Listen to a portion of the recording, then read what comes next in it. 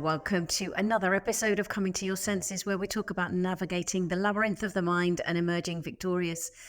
My guests today, husband and wife team, Chris Bibbo, I've probably got it wrong again, Amanda Pennington, two wonderful new friends of mine that I met through Facebook, interestingly enough, and it was their journey that I'd kind of vaguely got an insight into that prompted me to reach out to them. But to be honest, it was also something about them that I can't really articulate that made me reach out. That I was just like, I think these are the kind of people that I want to talk to, I want in my life. So I just reached out, which is not something that I would normally do, but I did. And here we are now on a podcast episode together. So welcome both of you, and thank you for saying yes. Yes. Thank you for inviting us. What an honor to be here. Yeah. Really wonderful. So the podcast is called Coming to Your Senses because, from my perspective, we all have those moments where we come to our senses, and they could be small, they could be large, they could be one-offs, they could be numerous. But can you share with us a moment in your life where you've come to your senses, and then where and what that led you to? Yes. For us, the moment of coming to our senses was many moments. We had a shared dream which was we'd really like to live in Europe someday. We were living in the United States in beautiful Denver, Colorado. We had a really great life. But there was this dream of living overseas together that we shared. And we found that whenever we start talking about it, dreaming about it, visioning for it, we pretty quickly shut it down because of all the reasons that kind of came traipsing across our brains for why we couldn't pull that off, why we couldn't make it happen. There were so many reasons for why this was just not something we were going to be able to do. And so we would kind of carry on with our lives, and then this dream would kind of pop back up. And again, those messages would kind of come traipsing across our brain for why this wasn't possible for us. And as all of that was happening, we also had, other things happening in our lives, like a global pandemic or, a pandemic. At the time that COVID was kind of taking off in the United States, I was also diagnosed with breast cancer. So like many people in the world, we in our household were dealing with more than one life-altering event. I got through it fine. I had the treatment I needed. All is well there. But that, along with COVID, and then also a year or so later, losing a friend and a family member quite suddenly and passing away, they were kind of these little wake-up calls for us to come back to this dream that we couldn't quite shake, to come back to this dream of living in Europe and really looking at it. And when we really started looking at it, when we couldn't deny that all these wake-up calls just kept coming around, when we just couldn't deny it, and we really started looking at it, and we really started pausing and honing in on those little messages that were kind of running our lives, stopping us in our tracks. A wake-up call or the moment we came to our senses was when we realized, oh, our thoughts are stopping us. Reality isn't stopping us. Our thoughts are stopping us. The way we're perceiving our reality is stopping us from moving forward with this dream. And when we came to that understanding and that realization that it was what we were doing with the thoughts in our heads that was keeping us from pursuing this dream, that was the coming to our senses. And it took time. It took a lot of time and an unfolding. But once we came to that realization, that understanding that we could actually be the ones who observe the thoughts in our heads, that we are not the thoughts in our heads, but we can observe them, witness them, notice them, ask, is this true? Our lives changed. We started going down this path, chasing this dream, and we now live in Portugal. We've been here for a year and a half, and we love it. We're very, very, very happy that we stopped letting what was stopping us we're so happy we did that. Yeah. What would you add to that, Chris? That it so happened that we were both in a coaching coach training program at the time, uh, life coaching, personal development, and it was that was instrumental too because it was one of the things we learned to do in coaching is support people to look at the limiting beliefs that they're having. Um, but that was sort of a revelation for us as well. The idea that, oh, I don't have to buy into the thoughts that my mind is giving me, um, and I can learn to distance myself from those thoughts and limiting beliefs, and not simply accept them, and not simply let them stop me from doing what's important for me to do. And that was pretty crucial. I don't think had it not been for that training that we were going through, we wouldn't be here right now. So learning to be coaches, we were being coached at the same time, and that was a big deal in helping us come to our senses.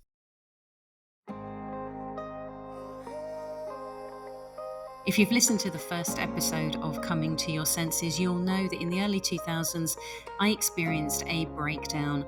I tried different therapies, but it was coaching that truly helped me transform my life.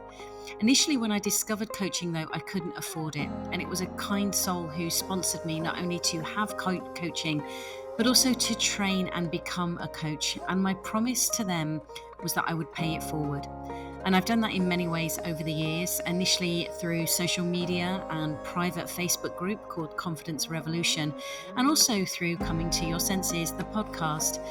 But it triggered for me a passion to really want to make and create a secure, supportive space for people to be able to come together and have conversations that transform their lives. So I created the Conscious Conversations community. It's a group where we meet on more than once a month, and we have a focused theme which is guided by the community and facilitated by me. There's hundreds of hours of learning and resources and materials to help you transform your life in a like-minded space. Because I get passionate about it, and because this was my promise to pay it forward, I'm offering you the opportunity to trial it for £1 for the first month. If that appeals to you, then head to juleswyman.online/conscious conversations offer. juleswyman.online/conscious conversations offer to explore what's available for you through being part of a conscious community. I'm trying not to laugh because you're talking about serious stuff, but I literally wrote down wake up call just before you said it, Amanda, those three words pretty much at the same time. And what jumped out for me in your first part of what you were saying was how many people actually, the pandemic was a wake up call for how they were living their life prior to that. There's so many possibilities. And yet, when the world, quote unquote, got back to normal, they just forgot those learnings. Whereas for you, not only was it the wake up call from the pandemic, but it was the wake up call from a health perspective. It was the wake up call of losing people that you loved and this nagging dream. But then add on into that mix that you were training to be coaches at that time and having the wake up call of, hang on a second, just because a thought is there, I don't have to listen to it. I don't have to believe it. It's like this kind of eureka moment of, I know it myself. I know it from when I trained as a coach 20 odd years ago, and know it from when I'm, working with clients. It's just that realization of this thought's been here for 20, 30, 40 years. Yes. You're telling me I don't have to listen to it. It's like, it's your choice. And check. I love the Exactly. question that you used, Amanda, which is it true? Yeah, but is it true? Just check. Where's the actual Yes. evidence versus the perception? And I just love that. I really, really love that. And So if there's anything true about it, does that mean it has to stop you?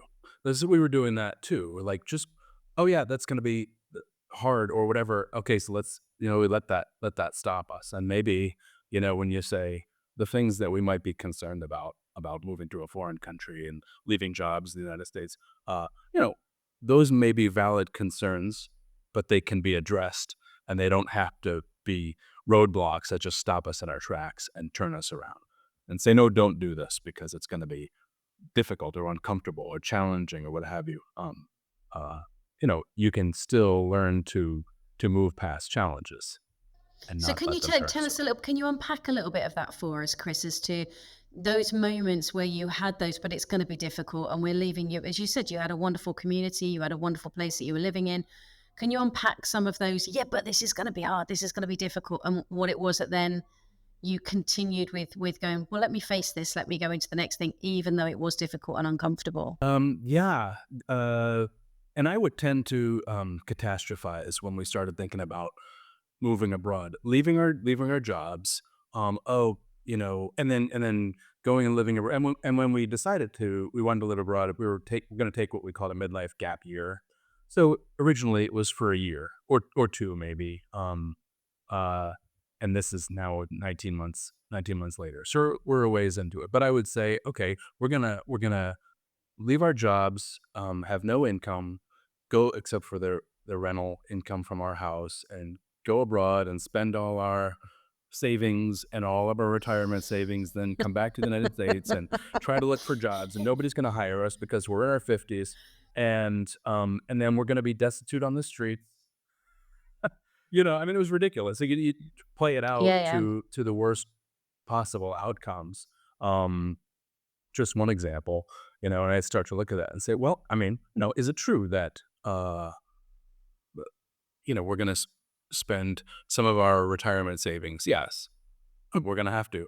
Is it true that we're going to be destitute on the streets? No, we're perfectly capable of finding ways to earn income. Is it true that no one's going to hire us because we're in our 50s? No, I mean, it's just an absolute statement. It's, there may be concern. There's ageism in hiring, and that's a reality people deal with. But it doesn't mean that it's not going to be possible to find jobs. So looking at it and being truthful about what is the reality. Uh, we can deal with that. It's much harder to deal with the catastrophizing. Yeah. Which you don't even, it wasn't even challenging myself on. It was just the way it was going to be. And I just knew that was the way it was going to be without asking myself the question, is that right? Is that really true? Something else that was a challenge for us was just the visa process to come to Portugal. And it appeared at the onset to be really daunting and um, overwhelming in some ways. And that had its moments of, for us, of like, oh, is this even worth it? Is taking up so much energy of our energy? And we kept coming back to, it's worth the energy. It's worth the energy. And so what we kind of kept doing was tackling that visa process in these small little bites. This week, we're going to focus on this little piece. Next week, we're going to focus on this little piece. It's those small, sweet steps that we were also learning about in our life coaching training that turns out really work. Those small, sweet steps add up to a completed visa application that was successful. And so instead of like biting off the whole thing and then just being like, forget it, just taking those small, sweet little steps. What can I do today? What can I do tomorrow? And then we had all these great successes to celebrate. And I love celebrating stuff. I don't care how small it is. So it was kind of got to be kind of fun. Like, we started this whole board and we would like check things off and There's celebrate the nothing more progress we were satisfying making. than ticking something off a to-do list, is there? Yes. She's a What she's I a 7 on the Enneagram, so she loves to celebrate. I'm a 9 with a strong one wing, so I go, yeah, we did one thing. We have all these things we still have to do. Not that I've ever taken anything I'm not gone through the Enneagram stuff, but one of my best friends, who's sadly no longer alive, was an Enneagram practitioner and teacher. And I always used to say, I hate psychometric testings and all of those things. And she'd just look at me and go, typical 7. I'd be like, no, typical 7. No, and she would class herself as coming under that banner anyway. So she would always tease me about that. But one of the things that you said there, Amanda, that I really love is the energy, is recognizing that doing difficult stuff, but also doing something new. It doesn't necessarily have to be difficult. It's doing something new that you've not done before does take more energy. But rather than just going, this is too much, and then just giving up, is stopping. And I love the question you used, which is, is it worth this? Do I want to put this energy into this thing, whatever this thing is? And making sure that you're checking yourself with that, because I think it's very easy when we're doing something new to go into the state of overwhelm, going, but it all seems far too big. And I haven't got the energy to do it all today, because we have the perception we have to get it. Well, we actually had to get it all done yesterday, let's be honest. And I think in this fast-paced world where you just click a button and something is allegedly done, that we forget that there are many processes that take time. So I love that you've shared that it was about checking, yes, this is going to take a lot of energy. Is it worth us investing this energy? The answer is yes. Okay, well then let's break it down so that we can do it in relation to everything else that we're sorting out as well. I love that. I'm curious as to the reception that you had from family and friends when you said we're taking this midlife gap year. Was it absolutely go for it? Was it a complete, what the hell do you think you're doing? Or was it a mixture of everything in between that? It was mostly positive. It was great. That sounds fantastic. Good Go for it. Do it. for it. Yeah. We have since found out that a few family members actually were like, oh, what are they doing? They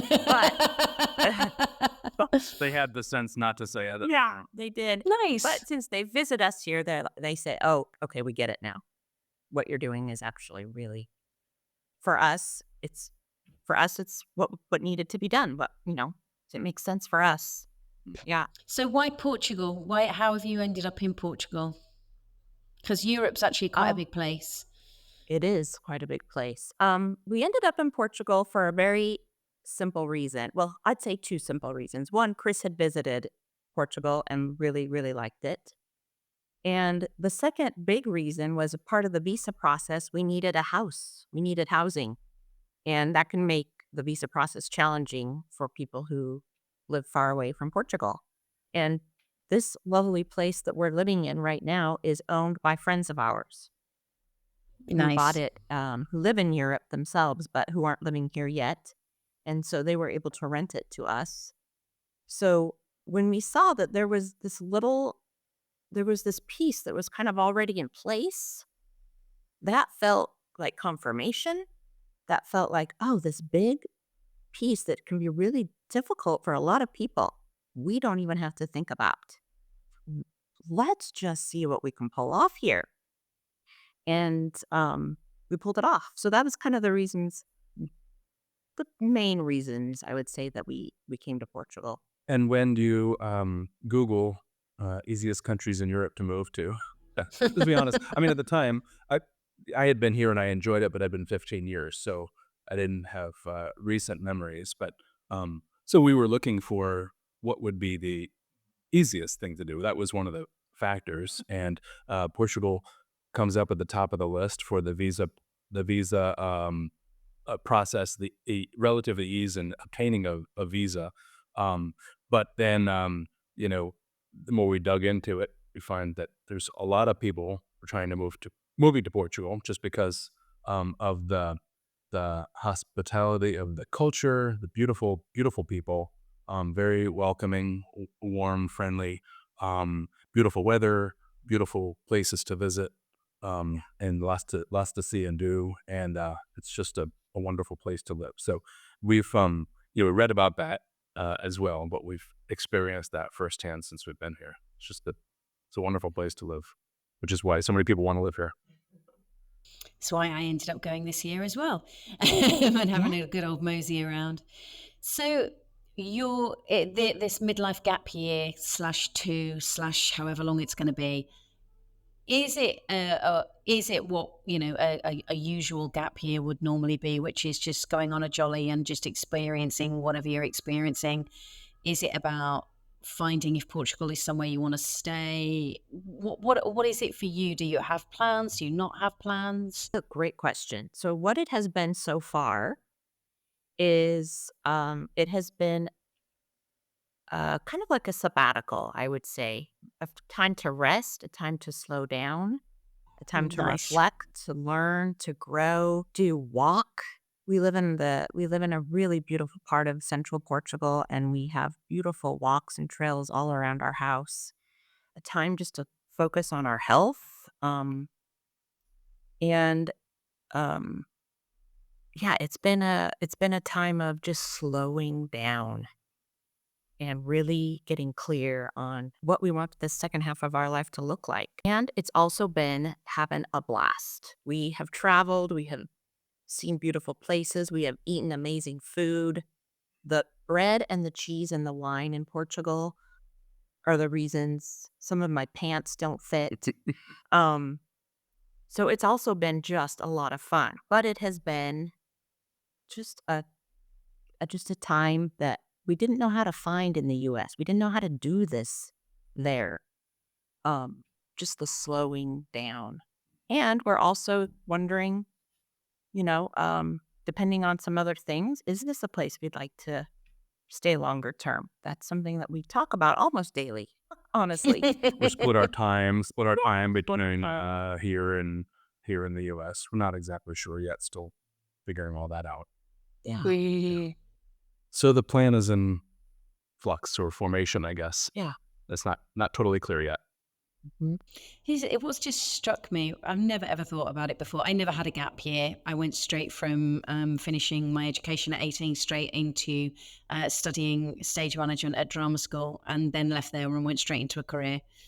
And I've never had that length of time out. And what just struck me when you said that, then, Amanda, about taking that time out to slow down and step back and just focus on us and what do we want, and have that idea in flux as it, every single day, just mulling it about.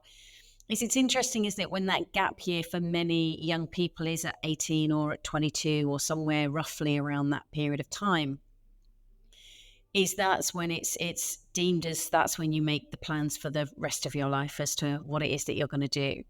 And actually, why don't we do this 2, 3, 4 times in our lifetime to genuinely take that step out? Because I think, as you say, I can totally get why wherever you live in the world, if you're in your everyday and you know that routine every day, it's less easy to slow down. It's less easy to do things in a different way because, it's Monday and that's the day that you go and get the bread, or that's the day that you go and do the laundry, or, whatever it may be.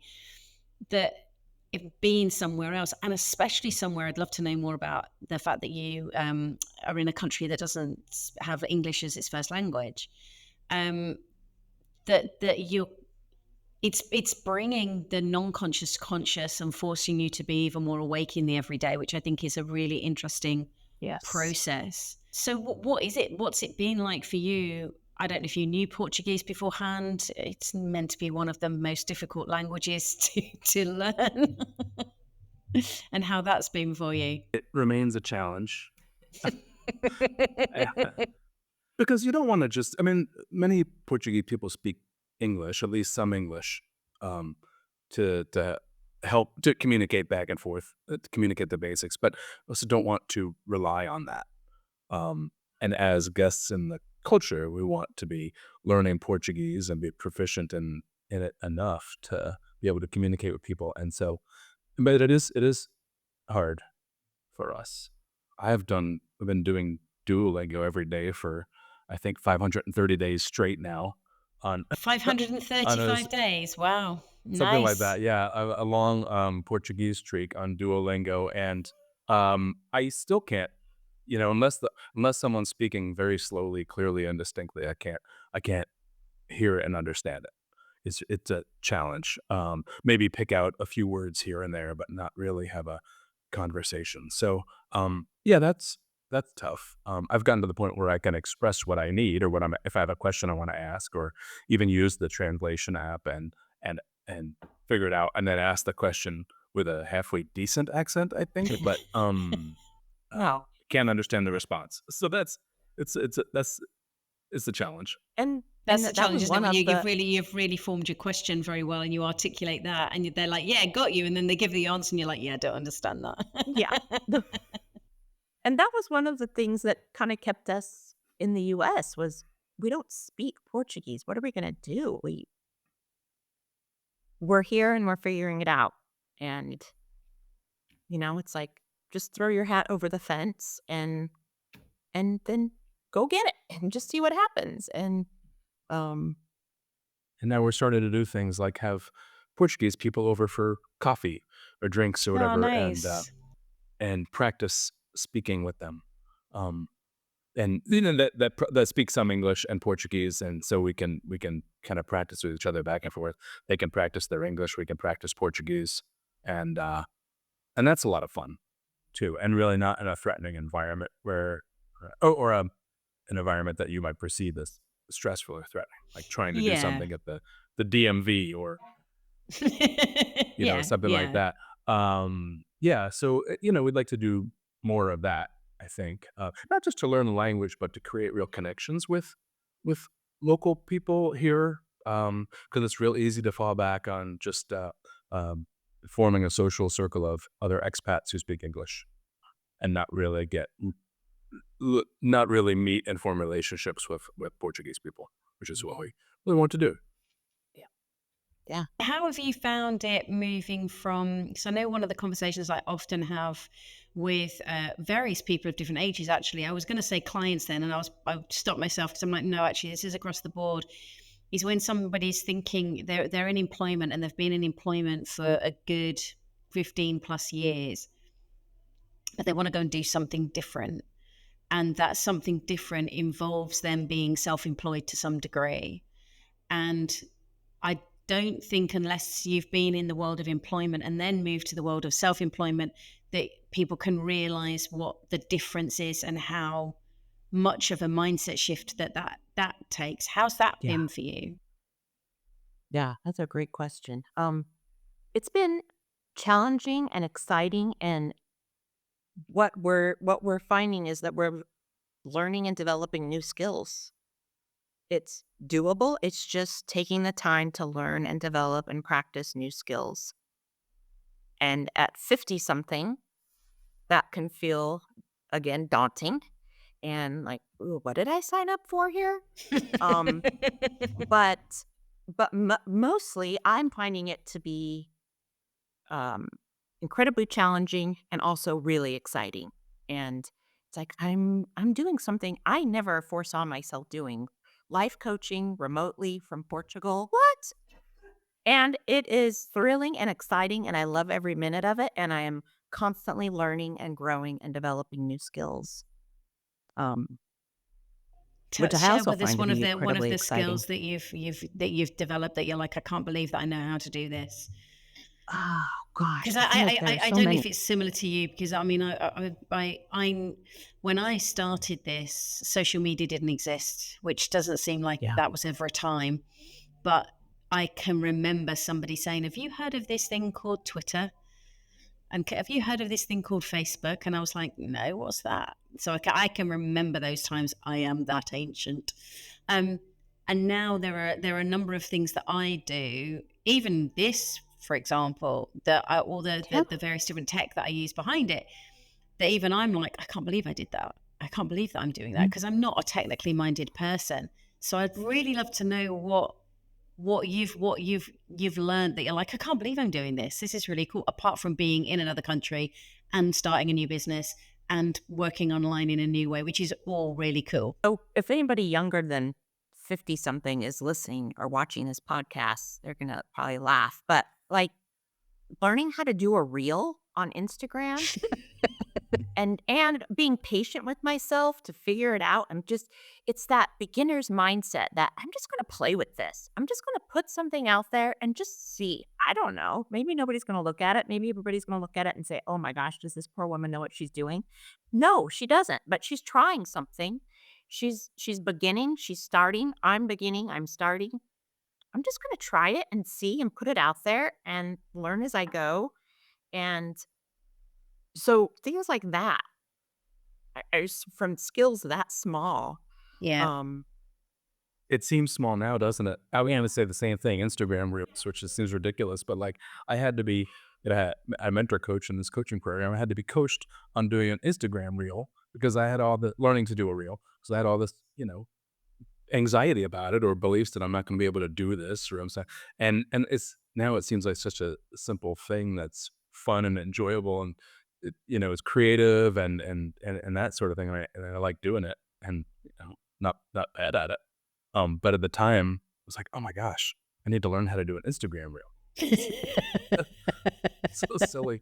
It seems so silly now, but those are another example. We continue to put obstacles in our own way, limiting thinking, and the process of learning to recognize them and to move past them is a ongoing process. Just like we were talking about all the challenges we had to overcome to get to Portugal. Well, that and learning to recognize the negativity bias, the messages your mind gives you, and not be stopped by them. But it's an ongoing process.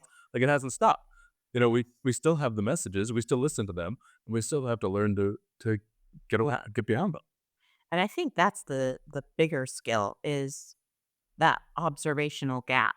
We are continually practicing that, um, even with like promoting ourselves and marketing ourselves and talking to people about what life coaching is. We're constantly coming back to those limiting thoughts that say, "Oh, just to be quiet. Just maybe someone will fall in your lap." Um, and the great thing about the fact that both of us are pursuing life coaching and doing life coaching, work in life coaching, is we can talk to each other about it. And we can say, you know what, here's what my brain is saying to me today about this. And the other person can ask us and we can talk about it and recognize it. That is a gift. Having somebody in my house with me who I can share share You've this got a with and who free coach understands it. on hand, both of you. I That's just do. like, We oh do. man. As long as we don't My both buy dog is into it at not the great same at that. time. Yeah. Yeah. Say that again, Yeah. Chris. Your dog. I said as long as we don't both buy into our limiting beliefs at the same time. Yeah. Because then we're like, yeah, this isn't worthwhile. This is just too hard. I agree with you. It's Then you so need a coach. amazing. Yeah, it's so amazing how thinking gives us that perception of absolutes and it concretizes things, and especially like those catastrophes and catastrophizing that you were talking about earlier, Chris, that how quick it stacks into I'm going to be on the street with no money and everyone's going to hate me. Um, but rather than stepping back and going, okay, well, is that a possibility? Well, yeah, all of that is a possibility, but a possibility is not fact. It's simply a possibility. So what else could be possible? And what if it was possible? I've got this. I've signed up to do a hike in Nepal next year, and going through the Himalayas, and I'm both nervous and excited, which I think is a great place to be. And I know I need to get fit for it or fitter for it. And so I've created this playlist of songs that either make me laugh or make me want to dance, or they just inspire me. And there's this one particular track which is taken from some speeches that Michael Beckworth, the Reverend Michael Beckworth, has given. I don't know if you've ever come across him.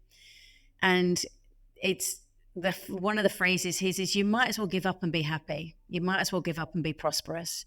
You might," and it's just all of these phrases, and it's just so true. You might as well give up and recognize that there is a bunch of possibilities, and that you can go towards any of them at any point. Thinking is always going to kick off, but it doesn't make it fact. It doesn't make it true. It doesn't make it helpful most of the time either.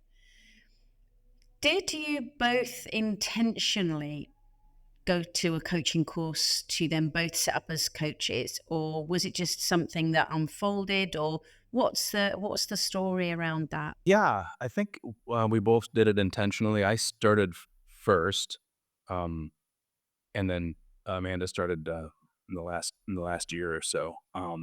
But we had well, you were being coached, and you had gone to some of the initial classes, and then picked up later on.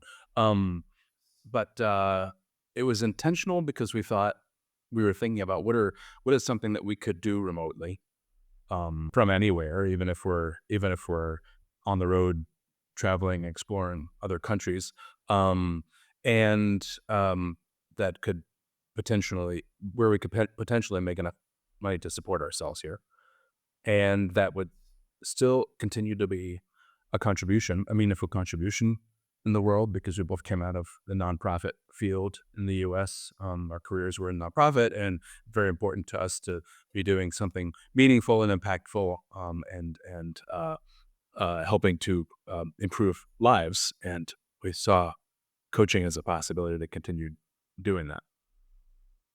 Yeah. Yeah.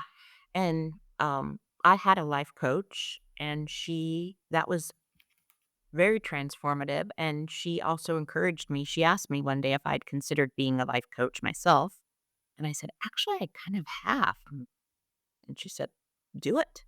And Chris was learning and growing, and I wanted that. I wanted what he was learning and experiencing. And um, man, that it really has shifted so much for us. So much for us has shifted since starting the program that we did. And um, because of the skills we've developed, and the skills we get to share with other people, and the skills we get to practice every day, um, doing what we're doing now.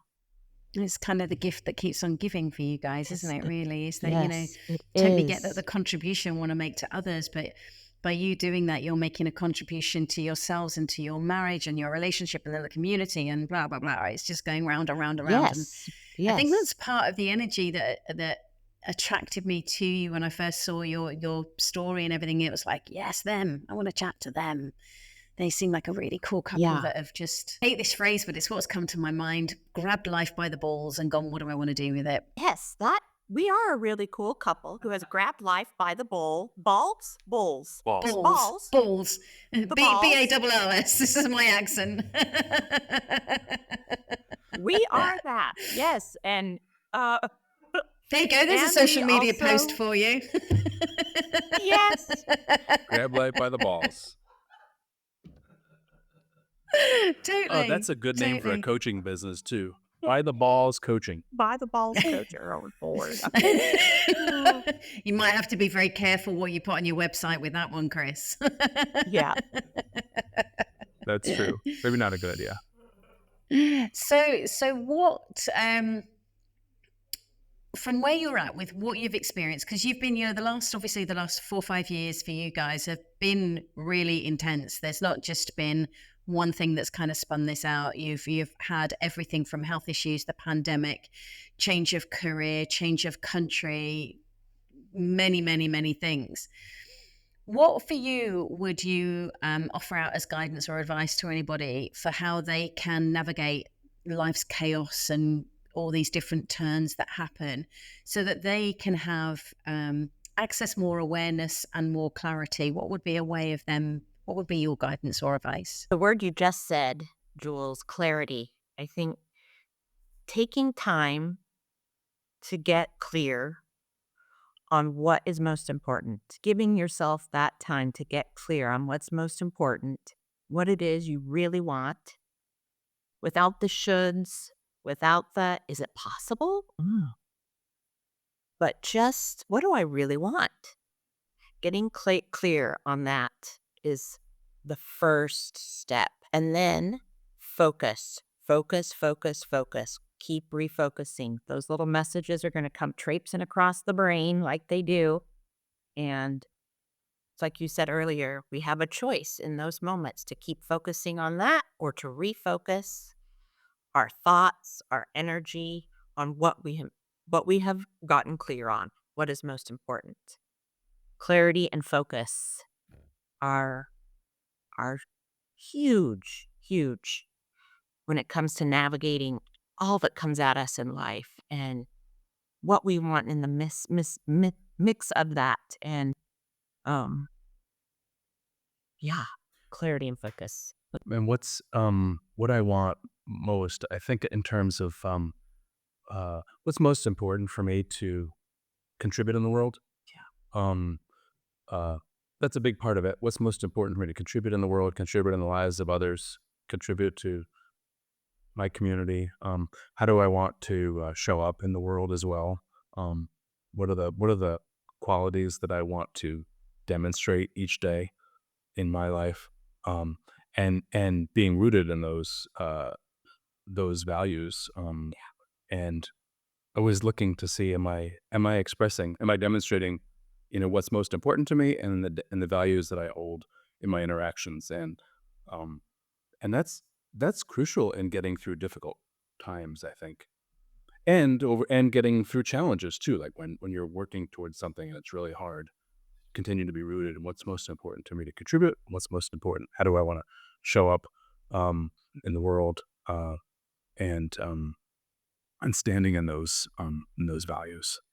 And one other thing, something you said is recognizing, and something you said too, Jules, which is whenever are doing something new, something we've never done before, it takes a lot of energy. And when we were just dreaming and talking and imagining, it was fun and it was free and didn't take a lot of energy to dream. It doesn't take much energy to dream, but it's when we take it from the vision into the world, actually make it tangible, that's where we cross over into the world of work and energy and often hard work. And that is normal and natural. I think we think that if it's hard, it's probably not meant to be. If it's this challenging, is it really meant to be? Challenge and hard work are normal and natural when it comes from taking something that's really important to you, that's a dream, and then bringing it into reality. That it's normal. It's natural. It's going to be challenging. It's going to be hard at times. That probably means you're on the right track versus being on the wrong track. And that is so that just puts me at ease knowing, okay, so it being this hard, this is natural, this is normal, this is what people who do hard things experience. Yes, it is. Yeah. I think it's an illusion that we've been sold, definitely in the Western world. I don't know whether it exists in the same way in the East, is that life should be easy, which I think is utter BS, which stands for both belief system as well as bullshit. And I think that life should be easy is a lie, and it's one of the biggest lies that has kept people stuck in routine and stuck in a humdrum life, rather than realizing that one of my best friends is an ex-Olympian, and I've seen her train and coach other athletes, and she will she will say to me, just beware, that person is going to throw up. And I'm like, well, is there something wrong? And she's like, no, I'm just working them hard. And it's like, but surely if they're throwing up, there must be something wrong. And she's like, no, that's part of the process. And I've seen her literally grab an athlete and go and throw up and get back on the track, because she's like, I know that's what the process the body has got to go through and got to go beyond that. And I think that regardless of whether it's something physical or emotional or cognitive or spiritual, or we all have to, that's what we root for in every great movie, is when the main protagonist is on their knees and we're like, get up, keep going. It's like, well, why don't we do that for ourselves when we are the main protagonist Yes. of our movie? Is root for us, because there are difficult times, and I think that a lot of us don't realize with that thinking that comes through, how much the thinking makes it harder than it actually is, by saying it's big and it's got to be done Yes. now, rather than breaking it down into the smaller, easier, manageable, one bit at a time moments. Is there anything that I haven't asked you that you would like to share today? Something you just mentioned, the protagonist of our own movie, um, makes me think of something else that we talk a lot about and we talk about in our coaching is all of us being on this hero's journey, which sounds a little corny. Until you think about like Luke Skywalker, or you think about, the Lord of the Rings trilogy, all of these movies that captivate our minds and imaginations. over generation after generation. It's because those films, those stories so beautifully capture the idea of a hero's journey. And it turns out I have a hero's journey, Chris has a hero's journey, you have a hero's journey. Um, Maybe I don't have to throw my ring into the fire of Mordor, but also I don't have know. a really Sometimes it feels important. like that in the UK. Oh no, your own version of that, and it will be challenging, and it will be difficult, and it's worth focusing your energy on, and it doesn't mean you're on the wrong track. Mm. Yeah, I just love that idea of the hero's journey. Chris, anything else that I haven't asked or that you would like to share? Well, you mentioned earlier about the question, what might be possible? And I wanted to underscore that because I think it's such an important question when we're kind of getting bogged down in the limiting stuff and say, I can't because, or this is going to be hard or challenging or whatever, what have you. The question of considering what might be possible if I could do this, um, to to to think about the possibilities and what could be an awesome outcome that I would love here that would be important to me, and being in touch with that um, is a important question to ask ourselves, to get to help us to find the motivation to get through those difficult times. Um, so considering possibilities, I meant to highlight that before when you mentioned it, but we went on to other things. But I wanted to get back to that. It's just such because someone asked me that question. It was in a practice coaching session that I was doing with other students. When we were hemming and hawing about whether we'd make the move to Europe, and someone asked, "What might be possible if you did that?" And I started talking about all the things that I would absolutely love about being here, and that provided a lot of motivation and energy that stuck with me and helped me to see beyond the immediate challenges that would have stopped me. And I think that's Yeah. a wonderful, wonderful gift out to the audience as well that are listening. That actually, if you are stuck with something, is to get with a friend, family member, partner, professional coach if you want to, but just do that question. What could be possible if you did that? And just whatever it is, just allow whatever answers come up and just get the other person to keep repeating the question. I think that's a great thing to flag up, Chris. So thank you both very much. I think I've said it before and I'll say it again, that there is something that drew me to you as a couple when I saw your post. There's something about how you show up. It's very interesting to me that I think something that's very important in this coaching industry in particular, but personal development, if I broaden it out, is that there are many people who are very good. The analogy I use, they're very good at reading a lot of cookbooks and sounding like a great chef. And then there's very few of them that have actually got in the kitchen. And you're definitely two people that have got in the kitchen. And it sounds to me like you've not only got in the kitchen, but you've played around with the ingredients, you've burnt yourself a few times, and you've burnt a few of the ingredients and thrown them away and started again. And that to me is what inspires me and why I wanted to have this conversation with you, because I have huge admiration. One of the phrases I love that blew my mind years ago, not a phrase, but it was a re-looking at a word, was the word extraordinary. To me, for many, many decades, thought that extraordinary was something that was superior and bigger and massive. And then someone said, no, no, no, look at the word. It's extraordinary. You have to be extraordinary. And I was like, holy shit, that means I've got to be even more boring, jokingly.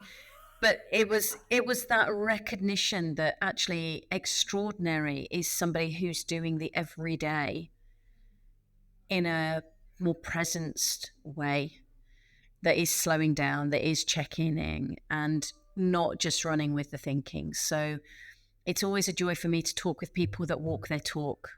And you are definitely walking your talk, even in the mountains and the surrounding area of Portugal. I'm so grateful for both of you for sharing this time and your story with us today. So thank you very much. Thank you, Jules. Thank you. It's been a pleasure to be here with you. Yeah, it was great. Loved it.